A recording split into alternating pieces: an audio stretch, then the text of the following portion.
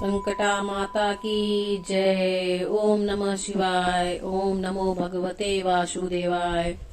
बोलिए संकटा माता की जय। जय माता दी। दोस्तों नमस्कार। दोस्तों मैं स्वागत करती हूँ आपके अपने ही चैनल भक्ति संग्रह में। आज मैं आपके लिए लेकर आई हूँ संकटा माता की कथा। दोस्तों अगर आपको इस कथा का पूरा फल प्राप्त करना है तो इस वीडियो के अंत तक बने रहें और पूरी कथा सुने। तो आइए संकटा माता की कथा की शुरुआत करते हैं। बहुत समय पहले की बात है। एक गांव में एक बूढ़ी औरत रहा करती थी। उस बूढ़ी माँ का एक बेटा भी था जिसका नाम रामनाथ था। एक बार जब रामनाथ धन कमाने के लिए परदेश चला गया तो बुढ़िया बहुत दुखी हो गई। उसके दुखी होने का कारण यह था कि उसकी बहू उसे बहुत सताती थी। दिन रात बहू उसे खरी खोटी सुनाती थी और ताने मारती थी। बहू के ताने मारने और खरी खोटी सुनाने की वजह से बुढ़िया उदास होकर घर के बाहर बने हुए कुएं पर बैठ जाती थी और रोने लगती थी। बुढ़िया के रोने का यह सिलसिला रोज चलता रहा। एक दिन की बात है जब वह बूढ़ी औरत रो रही थी, उस कुएं से दिए की माँ नाम की एक औरत निकली और उसने बुढ़िया से पूछा, हे बूढ़ी माँ, तुम रोजाना इस तरह कुएं पर बैठकर क्यों रोती हो? तुम्हें क्या कष्ट है? तुम मुझे अपने दुख का कारण बताओ, मैं अवश्य ही तुम्हारे दुख को दूर करने का प्रयास करूंगी। उस स्त्री का प्रश्न सुनकर बुढ़िया ने कोई जवाब नहीं दिया और वैसे ही रोती रही। दिए की माँ बार बार बुढ़िया से सवाल किए जा रही थी। उसके इस प्रकार बार बार पूछने से बुढ़िया खिजला उठी। गुस्सा आ गया उसको और उस स्त्री से बोली कि तुम मुझसे ऐसा क्यों पूछ रही हो? तुम क्या सचमुच ही मेरा दुख जानकर उसे दूर कर दोगी? बुढ़िया की बात सुनकर दिए की माँ ने कहा, मैं अवश्य ही तुम्हारे कष्टों को दूर करने का प्रयास करूंगी। बुढ़िया ने दिए की माँ से कहा कि मेरा बेटा धन कमाने के लिए परदेश चला गया है और उसके जाने के बाद से मेरी बहू मुझे बहुत सताती है। हर वक्त मुझे बुरा भला कहती रहती है। बस यही मेरे दुख का कारण है। दिए की माँ ने बुढ़िया से कहा, यहाँ वन में संकटा माता रहती है। तुम उनके पास जाकर अपना दुख उन्हें सुनाकर उनसे प्रार्थना करो कि वह तुम्हारे कष्ट को दूर कर दें। संकटा माता बहुत दयालु हैं, दुखियों के दुख दूर करती हैं, निसंतानों को संतान देती हैं, निर्बल को बलवान बनाती हैं और अभागों को भाग्यवान बनाती हैं। उनकी कृपा से सौभाग्यवती स्त्रियों का सौभाग्य अचल हो जाता है और कुंवारी कन्याओं को अपनी इच्छा के अनुसार वर की प्राप्ति होती है। रोगी व्यक्ति अपने रोग से मुक्त हो जाता है। इसके अलावा जो कोई भी मनोकामना हो, संकटा माता सभी को पूरा करती हैं, इसमें कोई भी संदेह नहीं है। बुढ़िया ने जब दिए की माँ की ऐसी बातें सुनी तो वह वन में संकटा माता के पास जाकर उनके पैरों में गिरकर जोर जोर से विलाप करने लगी। संकटा माता ने बड़े ही प्यार से बुढ़िया से सवाल किया कि बुढ़िया, तुम किस कारण इतना दुखी हो और क्यों रो रही हो? बुढ़िया ने कहा, हे माता, आपसे तो कुछ भी छिपा नहीं है। आप तो सब कुछ जानती हैं। अतः अगर आप मेरे दुख को दूर करने का आश्वासन दें तो मैं आपको अपना दुख बताऊं। तब संकटा माता ने कहा, हे बुढ़िया, तुम मुझे अपना दुख बताओ, क्योंकि दुखियों का दुख दूर करना ही मेरा काम है। संकटा माता के ऐसा कहने पर बुढ़िया ने कहा, हे माता, मेरा बेटा धन कमाने के लिए परदेश चला गया है। उसके जाने के बाद से मेरी बहू मुझे बहुत जली कटी बातें सुनाती है। उसकी बातें मुझसे सहन नहीं होती है। बस इसी कारण परेशान होकर मैं बार बार रोया करती हूँ। बुढ़िया के दुख को जानकर संकटा माता ने उससे कहा कि हे बुढ़िया, तुम अब घर जाओ और जाकर मेरे लिए मनौती मांगकर मेरी पूजा करो। इससे तुम्हारा बेटा सकुशल वापस घर आ जाएगा। मेरी पूजा के दिन सुहागिन औरतों को आमंत्रित कर उन्हें भोजन कराना। ऐसा करने से तुम्हारा बेटा अवश्य ही तुम्हारे पास आ जाएगा। संकटा माता के कहे अनुसार उस बुढ़िया ने मनौती मांगकर पूजा की और सुहागिन औरतों को भोजन के लिए आमंत्रित किया। परंतु जब बुढ़िया ने स्त्रियों के लिए लड्डू बनाने शुरू किए तो उससे 7 की जगह 8 लड्डू बन गए। बुढ़िया ने सोचा कि कहीं मुझसे गिनने में कोई गलती तो नहीं हो रही है। उसने फिर से लड्डू गिने, लेकिन लड्डू 8 ही थे। अब बुढ़िया असमंजस में पड़ गई कि अपने आप 8 लड्डू बन जाने का क्या कारण है। उसी समय संकटा माता एक बूढ़ी औरत का वेश धारण कर बुढ़िया के सामने प्रकट हुई और फिर बुढ़िया से पूछा, क्यों बुढ़िया, आज तुम्हारे घर कोई उत्सव है क्या? यह सुनकर बुढ़िया बोली, आज मैंने संकटा माता की पूजा की है और सुहागिन औरतों को भोजन के लिए आमंत्रित किया है, परंतु जब मैं गिनकर 7 लड्डू बनाती हूँ तो वे लड्डू अपने आप 8 बन जाते हैं। इसी वजह से मैं चिंता में पड़ गई हूँ कि कहीं मुझसे कोई गलती तो नहीं हो रहा है। बुढ़िया की बात सुनकर संकटा माता ने कहा कि क्या तुमने किसी बुढ़िया को भी आमंत्रित किया है? तब बुढ़िया ने कहा कि मैंने किसी भी बुढ़िया को आमंत्रित नहीं किया है, लेकिन तुम कौन हो? संकटा माता ने कहा, मैं बुढ़िया हूँ, तुम मुझे ही आमंत्रित कर लो। ऐसा सुनकर उस बुढ़िया ने बुढ़िया का रूप धारण किए हुए संकटा माता को भोजन के लिए आमंत्रित कर लिया। उसके बाद बुढ़िया के घर सभी आमंत्रित सुहागिनें आ पहुंची। बुढ़िया ने सभी को अंदर बुलाकर संकटा माता की पूजा करने के बाद लड्डू तथा अन्य मिठाई का भोजन कराया।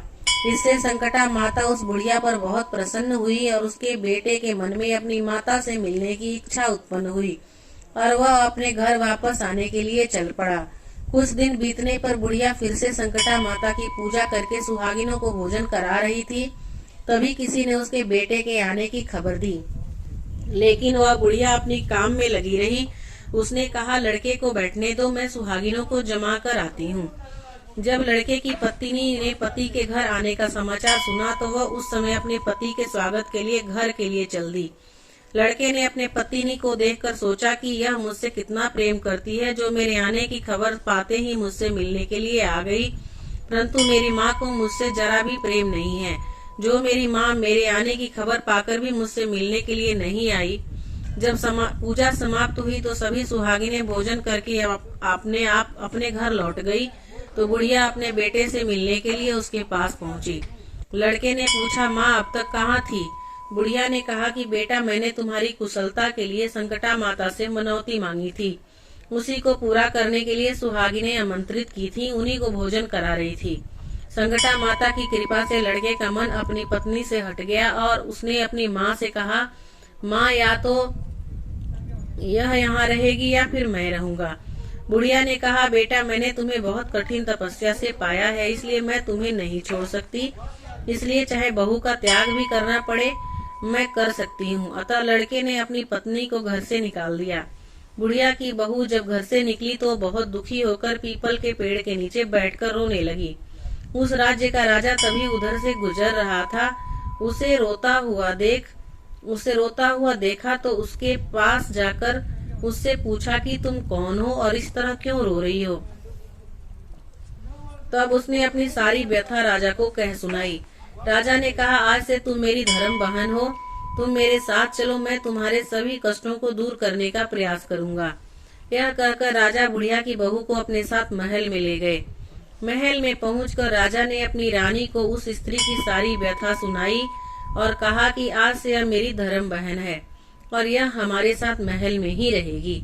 इसको किसी भी प्रकार का कोई भी कष्ट नहीं होना चाहिए। राजा के यहाँ रहते हुए कुछ दिन बीतने पर बुढ़िया की बहू ने भी धर्म से प्रेरित होकर संकटा माता का व्रत करना शुरू कर दिया और फिर एक दिन सुहागिनों को खिलाने के लिए आमंत्रित किया तो उसने रानी को भी आमंत्रित किया। जब सभी सुहागिनें भोजन करने लगी तो रानी ने कहा, मुझे तो रबड़ी मलाई और स्वादिष्ट भोजन ही हजम होते हैं, यह पत्थर के समान लड्डू कैसे हजम होंगे? ऐसा कहकर रानी ने लड्डू खाने से मना कर दिया। संकटा माता की कृपा से कुछ समय बाद रामनाथ अपनी पत्नी को ढूंढता हुआ महल में पहुंच गया। वहां पहुंचकर उसने अपनी पत्नी को संकटा माता की पूजा करते देखा तो उसने संकटा माता को हाथ जोड़कर प्रणाम किया और अपनी पत्नी से बोला कि हे प्रिय, मेरे अपराध को क्षमा करो। पत्नी ने कहा कि स्वामी, इसमें आपका कोई दोष नहीं है, यह तो सब मेरी गलती की वजह से ही हुआ था। आप मेरे ईश्वर हैं, आप ही मुझे क्षमा करें। यह कहकर दोनों ने विधिवत संकटा माता की पूजा की और उसके बाद सुहागिनों को जिमाकर वे दोनों राजा से आज्ञा लेकर अपने घर की ओर प्रस्थान करने को तैयार हुए। जाते समय रामनाथ की पत्नी ने राजा रानी से कहा कि जब मुझ पर दुख पड़ा था तो आपने धर्म भाई बनकर मुझसे आश्रय दिया था। मैं आपके एहसान को हमेशा याद रखूंगी। यदि आपको किसी भी प्रकार की सहायता की आवश्यकता हो तो मेरी कुटिया में निसंकोच चले आइएगा। ऐसा कहकर वह दोनों अपने घर की ओर प्रस्थान कर गए। संकटा माता के अनादर करने के कारण रानी पर भारी संकट आ पड़ा। रामनाथ की पत्नी के जाते ही राजा का सारा राजपाट नष्ट हो गया।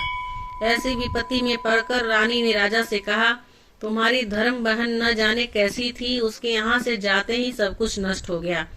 रानी ने कहा कि तुम्हारी धर्म बहन जाते समय कह गई थी कि जब मेरे ऊपर कष्ट पड़ा था तो मैं तुम्हारे यहाँ आई थी, और अगर तुम्हें कभी मेरी जरूरत पड़े तो तुम मेरे घर चले आना। रानी बोली कि हमें उसके घर चलना चाहिए। ऐसा सोचकर राजा और रानी दोनों अपनी धर्म बहन के घर पहुंच गए। वहां जाकर रानी ने बुढ़िया के बहू से कहा कि हे बहन, पता नहीं क्यों तुम्हारे मेरे घर आते ही हमारी सारी संपत्ति नष्ट हो गई और हमें इस हालत में तुम्हारे घर आना पड़ा। रानी की बात सुनकर उस स्त्री ने कहा, बहन मैं तो कुछ नहीं जानती, मेरी तो सब करता धरता संकटा माता है, इनके अलावा कोई दूसरा नहीं है, इसलिए तुम मेरी बात मानो और अपनी भूल के लिए संकटा माता से क्षमा याचना करो। उन्हीं की मनौती से तुम्हारा काम बन जाएगा, तुम्हारे सारे बिगड़े काम अपने आप सुधर जाएंगे। बुढ़िया की बहू की बात सुनकर रानी ने भी श्रद्धा और भक्ति से संकटा माता का व्रत किया। सुहागिनों को भोजन का आमंत्रण दिया और सुहागिनों को जिमा कर अनजाने में हुई अपनी सब गलतियों की संकटा माता से क्षमा मांगी। रानी के क्षमा मांगने और व्रत करके सुहागिनों के खिलाने से संकटा माता और प्रसन्न हो गई।